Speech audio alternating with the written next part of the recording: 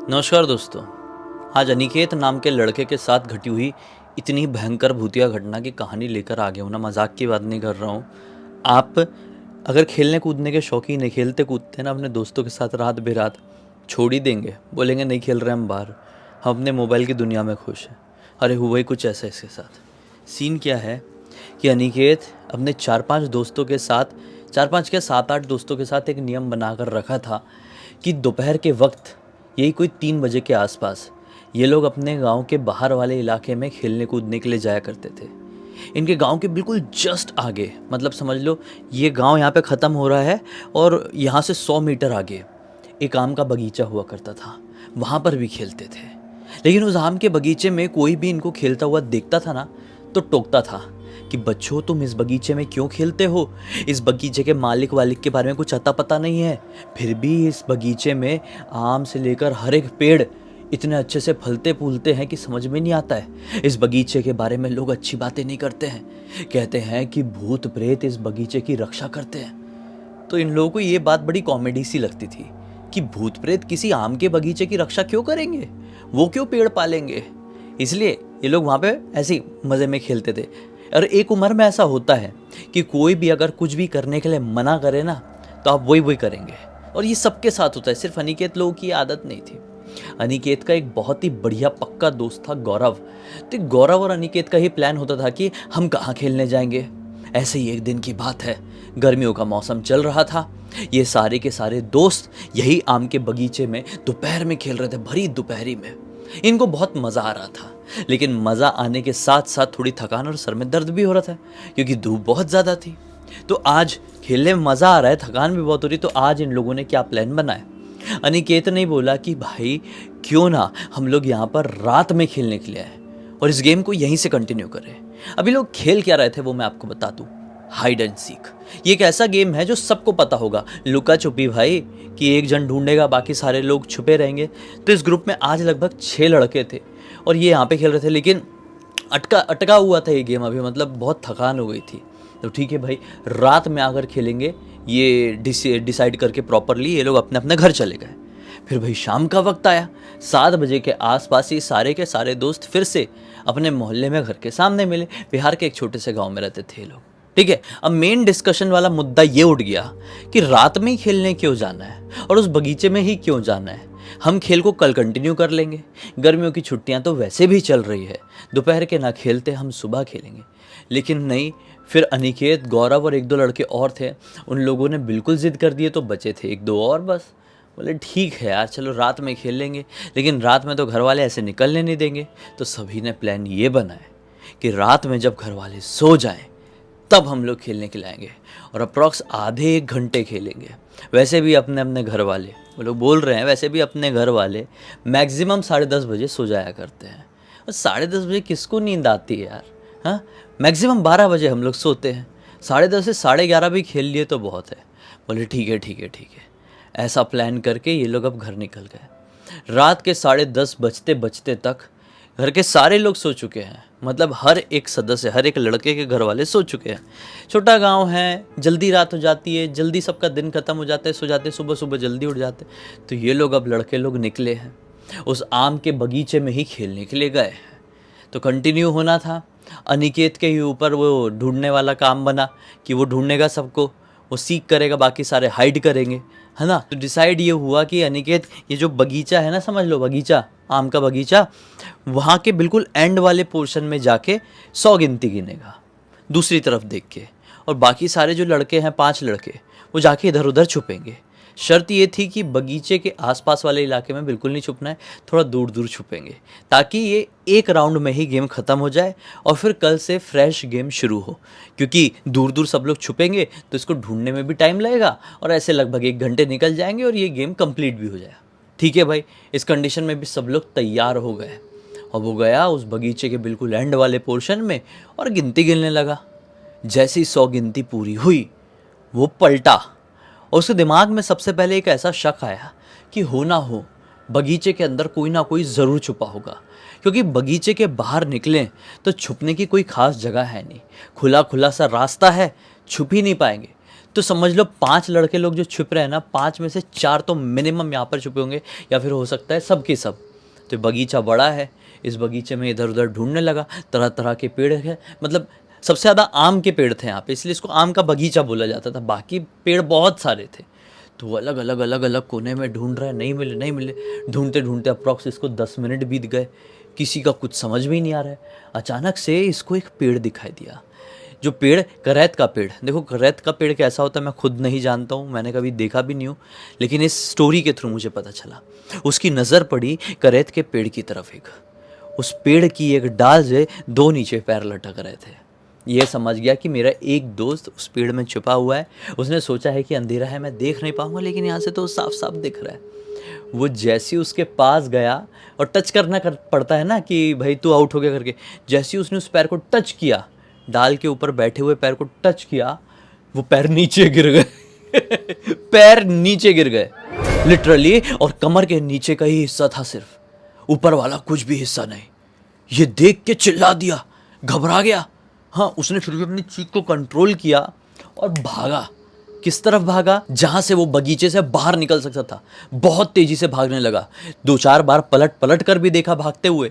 क्या पाया कि उसका पीछा वो पैर कर रहे हैं, लिटरली उसके पीछे दौड़ रहे हैं, और लगभग लगभग उसकी स्पीड से जैसे तैसे करके वो इस बगीचे से जैसे बाहर निकला, तो क्या पाया कि अब वो पैर उसके पीछा नहीं कर रहे हैं। पलट कर देखता है तो बिल्कुल बगीचे के वो वाला जो एंड पोर्शन है ना, वहाँ पर रुक गए, यानी वो पैर बगीचे से बाहर नहीं निकले। बोला भाड़ में जाए, मैं भागता हूँ, बाकी सारे लोग कहाँ हैं मुझे नहीं मालूम, हो सकता है वो घर तरफ ही छुपने चले गए होंगे। तो ये भागा, बहुत तेज भागा, भाग भाग के आ गया घर। घर पे आया तो किसी को कुछ पता नहीं चला और ये सो गया। लेकिन ये जैसे ही सोया ना, इसको ऐसी तड़पन हुई शरीर में, ऐसा फीवर फील हुए, ऐसी ठंड लगे। भरी गर्मी का मौसम था, लेकिन इतनी ठंड लग रही थी कि इससे सहन नहीं हुआ। और 3 बजे के आसपास इसने चिल्ला चिल्ला के घर वालों को उठा दिया कि मैं पागल हो जाऊंगा, मैं मर जाऊंगा, उठ जाओ उठ जाओ उठ जाओ करके। सारे लोग उठे और उसको देखे कि बहुत तेज फीवर है। रातों रात उसको लेकर भागे हॉस्पिटल। हॉस्पिटल में उसका 4 से 5 दिन तक एडमिट रहा। वो ट्रीटमेंट चला बड़ा भयंकर वाला। डॉक्टर लोगों को समझ में नहीं आ रहा था। डॉक्टर लोगों ने बोले कि अब इसको कितना ही एडमिट रखोगे, दवाई तो वही दे रहे हैं हम लोग, आपको दवाई दे देते हैं, आप कंटिन्यू रखो, 2-3 दिन देखो, अगर ठीक नहीं हुए तो इसको पटना वगैरह दिल्ली विल्ली लेके जाओ, तभी ये ठीक होगा। भाई इसको हुआ क्या, हमको भी समझ में नहीं आ रहा है। सारी ब्लड टेस्ट वगैरह तो नॉर्मल है, सिर्फ फीवर ही इतना कैसे बना हुआ है। अब भाई इसको घर पर लेकर आए। जिस दिन ये घर पर आया, इसने सोचा कि एक बार मैं अपने दोस्तों से बात तो कर लेता हूँ कि क्या हाल है उनका, मुझसे मिलने भी नहीं आए, क्या हो गया क्या नहीं। इसने सबसे पहले अपने बेस्ट फ्रेंड गौरव को ही फ़ोन लगाया, तो गौरव फ़ोन नहीं उठा रहा था। इसको बड़ी चिंता हुई। इसने उसी दिन कम से कम 10 बार गौरव को फ़ोन कर दिया। फीवर था लेकिन हिम्मत भी था, ठीक है। तो गौरव ने फ़ोन नहीं उठाया, तो फिर इसने आखिरकार रात के समय गौरव की मम्मी को फ़ोन किया। तो आंटी बोलती है कि बेटा समझ में नहीं आ रहा है कि गौरव को क्या हो गया है, हो सके तो तू घर पे आ जा, तुझसे मिलेगा तो उसको अच्छा लगेगा। इसको बड़ी हैरानी हुई कि गौरव की मम्मी ऐसा क्यों बोल रही है। ठीक है आंटी मैं आता हूँ। इसने अपने घर वालों को बोला। घर वालों ने इसको बहुत रोकने की कोशिश की, लेकिन ये नहीं रुका और फाइनली ये गौरव के घर पहुँच ही गया। ये खुद फीवर से एकदम डाउन है। गौरव के घर पर पहुँचा तो क्या पाता है कि गौरव के तो और भी काफ़ी सारे रिश्तेदार आए हुए हैं, और गौरव की हालत बहुत ही ज़्यादा गंभीर है। वो बिस्तर से उठ नहीं पा रहा है, और किसी से भी बात कर रहा है तो एकदम धीरे धीरे धीरे धीरे। उसका वजन ऐसा सूख के कांटा हो गया है। ये 5-6 दिन बाद मिला है खाली गौरव से। 5-6 दिन में पता नहीं इसको किसने ऐसा चूस डाला कि गौरव की ऐसी हालत हो गई, समझ में नहीं आया। ये गौरव के पास गया। गौरव की तबीयत देख के इसकी तबीयत थोड़ी ठीक लगने लगी कि यार भाई इसकी इतनी ख़राब कंडीशन है, मेरे को तो कुछ हुआ ही नहीं है देखा जाए तो। गौरव के पास गया और उससे बात करने की कोशिश किया कि गौरव तुझे हुआ क्या है, तू ठीक तो है ना भाई, तू ठीक हो जाएगा ना। इसको घबराहट हुई कि गौरव को कुछ हो तो नहीं जाएगा, ऐसा करके बोला। तो बोलता है कि भाई तू अच्छा हो गया आ गया, अनिकेत तू बहुत अच्छा हुआ, मेरे सामने आया। उस रात मैंने देखा था तेरे पीछे वो पैर भाग रहे थे, मैं वहीं पर छुपा हुआ था। मेरे कुछ समझ में नहीं आया कि मैं क्या करूं क्या नहीं। जब तक वो पैर वो बगीचे के बिल्कुल गेट के पास खड़े थे, मैं दूसरे रास्ते से भागने को हुआ, लेकिन वो पैर झटके से मेरे सामने आ गए और उसे देखकर मैं इतनी जोर से डरा कि मैं वहीं पर बेहोश हो गया। जब मेरी आंखें खुली तो मैं दूसरे गांव में था, बाजू वाले गांव में, और 4-5 लोग थे वहां पे। मुझसे पूछ रहे थे कि तुम्हारा गांव कौन सा है, कहाँ के हो तुम, वहाँ पे ऐसे बेहोश पड़े हुए थे बगीचे में। तो मैंने इन लोगों को पूरा बताया कि मैं यहाँ आकर रहने वाला हूँ। सुबह होते होते तक मेरे मम्मी पापा तक मुझे पहुँचाया गया। जब तक मैं घर पहुँचा इतनी ख़राब कंडीशन हो गई थी कि मेरे को समझ में नहीं आ रहा था। घर पे एक डॉक्टर साहब आए, उन्होंने इंजेक्शन लगाया, मुझे नींद आ गई। मैं बड़ी गहरी नींद में सोता रहा। सीधे सुबह के बाद मैं रात में उठा। रात में 9:30 बजे के आसपास मेरी नींद खुली तो मैंने क्या पाया, मेरे कमरे में, मेरे बिस्तर में एक खतरनाक सी चुड़ैल सो रही है, जिसे कमर के नीचे का हिस्सा है ही नहीं। उसका चेहरा इतना ज्यादा डरावना था, उसके शरीर में ऐसी झुर्रियां थी, ऐसा लटक रही थी पूरी स्किन, आंखें बाहर थी, इतनी ज्यादा चोटों के निशान थे। उसका चेहरा सचमुच में इतना ज्यादा स्कैरी था कि मैं जितना भी एक्सप्लेन करूं कम है। मैं उसे देखकर बहुत जोर से चीखा और कमरे से भागा बाहर। जैसे ही मैं अपने घर के हॉल में पहुंचा तो सोफे में पैर वाला हिस्सा बैठा हुआ था, आधा हिस्सा मेरे बेडरूम में, आधा हिस्सा सोफे में। मैं देखकर फिर से बेहोश हो गया। घर वाले जैसे तैसे करके आए, मुझे उठाए। मुझे वो चुड़ैल मेरे सामने दिखाई दे रही थी। मैं चीखता रहा कि देखो वो कौन खड़ी है, मुझे मारने आई है। लेकिन मेरे घर वालों को कुछ दिखाई नहीं दे रहा था। घर वाले तो बिल्कुल ऐसा सोच रहे थे कि मैं पागल हो गया हूँ। मुझे डॉक्टर के पास ले जाया गया, यहाँ नहीं पटना। लेकिन डॉक्टर ने बोला कुछ समझ में नहीं आ रहा है, इसको घर पे ये दवाई दो। मुझे फिर घर पर लेकर आ गए। भाई कुछ समझ में नहीं आ रहा है, हर समय हर पल मुझे वो चुड़ैल दिखाई देती रहती है। ये बोल रहा है कि भाई अभी भी दिखाई दे रही क्या? बोलते हैं हाँ, वो कुर्सी में बैठी हुई है, बहुत देर से जा ही नहीं रही है, सिर्फ घूरे जा रही है। लेकिन अजीब बात यह है कि जब से तो इस कमरे में आया है वो मुझे नहीं, सिर्फ तुझे घूर रही है। इतने दिनों से सिर्फ मुझे ही देखती थी, लेकिन अब तू आया तो अब तुझे देख रही है। भाई मेरी बात मान, तू भाग जा। मैं पता नहीं जिंदा बचूंगा या नहीं बचूंगा, तू यहां से भाग जा, वरना तुझे कुछ ना कुछ हो जाएगा। ये तो ऐसा भागा है भाई, वहां से ऐसा भागा है दुम दबा के। अनिकेत पलट कर नहीं देखा। रात का वक्त हो गया। फिर सुबह सुबह 4 बजे के आसपास खबर मिलती है कि गौरव इस दुनिया में नहीं रहा, गौरव की मृत्यु हो गई। बस भाई ये ऐसा टूट गया अनिकेत कि इसका तो दिमाग काम करना बंद कर दिया। इसने अब अपने घर वालों को बताया। घबराहट, डर अब और बढ़ गया ना कि उसके साथ कुछ हो गया, मेरे साथ भी कुछ हुआ गया, क्योंकि मुझे भी वो पैर दिखाई दिए थे। वो चुड़ैल मुझे ही घूर रही थी, जैसा कि मेरे दोस्त ने बताया। तो इसने अपने घर वालों को सारी बात बता दिया। घर वाले सही मौके पर डायरेक्टली, कोई हॉस्पिटल नहीं, अब कुछ नहीं, एक तांत्रिक बाबा के पास लेकर गए इसको। तांत्रिक बाबा से बात की। तांत्रिक बाबा ने इसको पूरा जो भी चेक करना था की और बताया कि इसके अंदर तो आम के बगीचे वाली चुड़ैल अभी भी मतलब घर बनाने की कोशिश कर रही है। बस आने वाली अमावस्या को इसके ऊपर हावी हो जाती। अच्छा हुआ आप लोग आ गए। हम एक काली मुर्गी लेकर आइए, उस काली मुर्गी की पूजा करेंगे। उसको कुछ करेंगे नहीं, ऐसा कुछ नहीं है। उसको खाली उसके थ्रू एक पूजा की जाएगी, एक रिचुअल की जाएगी, वो मुर्गी सेफ रहेगी, जिंदा रहेगी।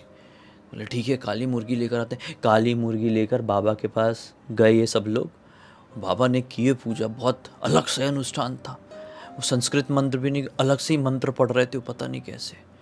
बहुत देर तक, 2 घंटे तक अनुष्ठान चला। और बाबा ने बोले कि आज के बाद जीवन में कभी नॉनवेज मत खाना, पूरे ख़ानदान में कोई भी, मतलब पूरे परिवार में जितने भी लोग रहते हैं ना परिवार में, वो लोग मत खाना। तो बस भाई ये लोगों ने नॉनवेज वगैरह खाना छोड़ दिए, अपने घर लौट गए।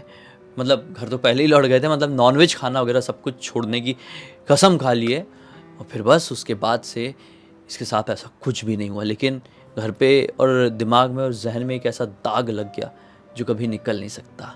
कहीं ना कहीं अनिकेत खुद की ही गलती मानता है कि यार मैं फोर्स नहीं किया होता तो आज मेरा दोस्त जिंदा होता। इस पूरी घटना की जानकारी मुझे किसी और ने नहीं, बल्कि अनिकेत ने ही इंस्टाग्राम पर लिख कर भेजा। बोला भाई पूरी दुनिया को बताओ, एक अच्छी सीख मिलेगी। तो बस इसी एक नोट के साथ इस कहानी का अंत कर देते हैं। अब तक इस वीडियो को देख लेते तो लाइक ज़रूर कर देना, चैनल को सब्सक्राइब करके बेल आइकन दबा के ऑल के ऑप्शन में क्लिक करना। और इंस्टाग्राम की लिंक वीडियो के डिस्क्रिप्शन बॉक्स में मिल जाएगी, वहाँ पे जुड़ जाना। और आपके पास भी ऐसी कोई कहानी, टॉपिक या जानकारी हो तो लिख भेजना। हो सकता है मेरा अगला वीडियो कल आपके हिसाब से ही बन रहा हो। तो चलिए कल फिर से मिलते, तब तक के लिए बहुत बहुत धन्यवाद। आपका दिन शुभ हो।